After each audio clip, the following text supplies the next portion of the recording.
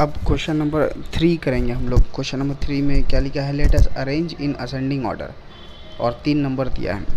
Ascending order का मतलब है कि छोटा से बड़ा हमको सजाना है। तो ये तीनों नंबर में सबसे पहले कौन सबसे छोटा है उसको पता करेंगे, फिर उसके बाद उसको असेंडिंग ऑर्डर बोलते हैं।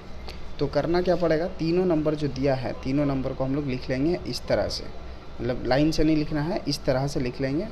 5 to the power 1/2, 10 to the power 1/4 and 6 to the power 1/3। उसके बाद क्या करना है, यहाँ जो 2 दिख रहा है, यहाँ 4 दिख रहा है, यहाँ 3, ये 2, 4, 3 का एलसीएम निकालेंगे। तो एलसीएम निकालना बहुत आसान है। एलसीएम इसका 12 आएगा। जिस तरह से हम लोग नॉर्मली एलसीएम निकालते थे, जैसे कि 2, 4, 3 का एलसीएम कैसे निकलेगा, यहाँ पे लिखेंगे 2 आएगा, 2 1 2, 2 3, तो एलसीएम हो गया 2 इंटू 2 4, 4 इंटू 3 12। तो इसका एलसीएम हो गया 12। एलसीएम 12 आने के बाद क्या करना है, यहाँ लिखेंगे 5 to the power 1/12।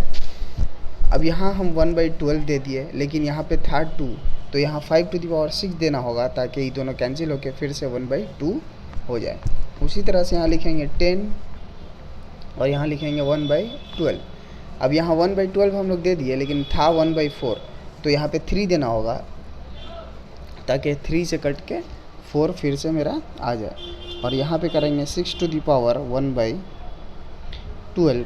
अब चूँकि यहाँ पे 3 था, तो यहाँ 4 देना होगा, ताकि ये वाला कैंसिल होके 3 आ जाए। तो अब क्या होगा, यहाँ पे 5 को 6 टाइम्स हम लोग मल्टीप्लाई कराएंगे। 5 को 6 टाइम्स मल्टीप्लाई कराने से,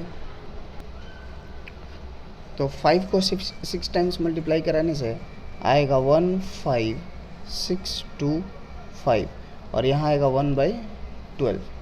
उसी तरह से 10 का क्यूब तो हो जाएगा 1000, और पावर होगा 1/12। और यहाँ पे 6 को 4 टाइम्स मल्टीप्लाई कराने से आएगा 1296, और टू दी 1 पावर 1/12। अब यहाँ से चूँकि सबका पावर 1/12 है, तो हम लोग आराम से बोल सकते हैं कि कौन सबसे छोटा है। तो सबसे छोटा ये है, उसके बाद ये, और उसके बाद ये वाला। तो असेंडिंग ऑर्डर में क्या आएगा, therefore ascending order is, ascending order में क्या सबसे छोटा कौन है, ये वाला, तो लिखना पड़ेगा इसको, यानी कि लिखना पड़ेगा 10 to the power 1/4।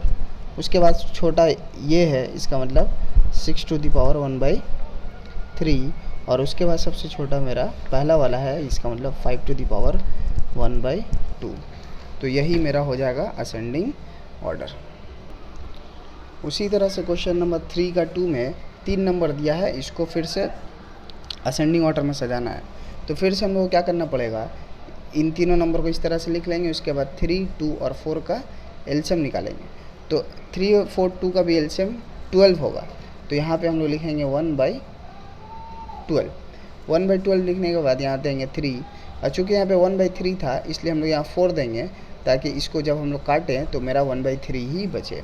उसी तरह से यहाँ कितना पावर देना होगा, 1/12, और यहाँ 2 है, इसलिए यहाँ पे देना होगा 6, क्योंकि ये जो कटेगा तब आएगा 2।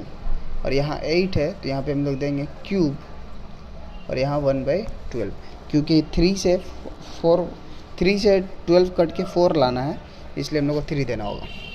अब यहाँ पे 3 to the power 4 कितना होगा, 81 to the power 1/12, और यहाँ पे आएगा 64 to the power 1/12, और यहाँ पे आएगा 512 to the power 1/2। अब हम लोग को तो असेंडिंग ऑर्डर लिखना है, तो असेंडिंग ऑर्डर में हमको सबसे पहले छोटा वाला देखना पड़ेगा। तो सबसे छोटा ये है 64, इसका मतलब सबसे छोटा 2 to the power 1/2 है। उसके बाद ये, और उसके बाद ये, क्योंकि 81 छोटा है 512 से। तो लिखना पड़ेगा देयरफॉर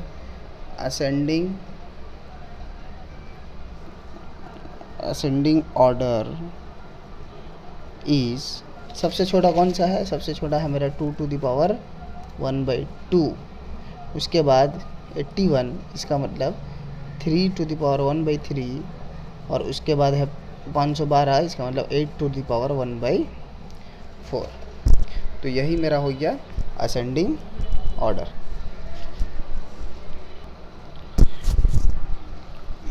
क्वेश्चन नंबर 3 में इससे पहले भी जो सब क्वेश्चन था सब में असेंडिंग ऑर्डर था, और इस क्वेश्चन में भी असेंडिंग ऑर्डर में ही सजाना है। 4 नंबर दिया है, 2 to the power 60, 3 to the power 48, 4 to the power 36 और 5 टू द पावर 24। लेकिन यहाँ पे एक बात ये है कि इससे